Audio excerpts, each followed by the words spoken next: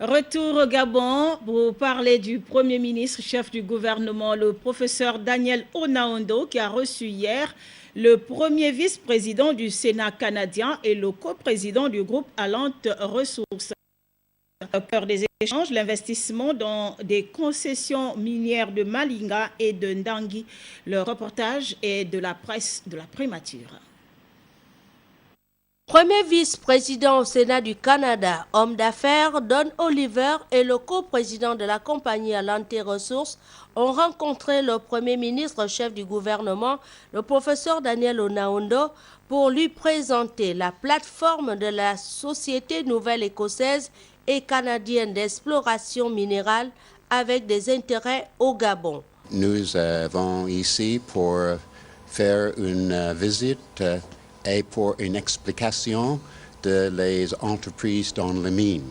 Spécialiste dans l'exploitation minière et dans plusieurs pays, en Amérique et en Afrique, le coprésident d'Alante Ressources a quant à lui situé l'enjeu des travaux sur les deux permis déjà obtenus dans notre pays, à savoir Malinga en 2011 et Ndangui en 2012. Le Premier ministre du Gabon, qui nous a reçus pour discuter du potentiel de l'exploration et du développement des secteurs du platine, du palladium et de l'or.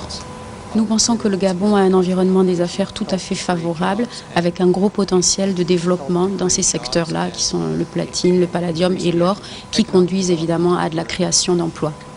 Après les échanges favorables avec le Premier ministre Onaondo, les hommes d'affaires canadiens vont engager des entretiens avec les ministres sectoriels.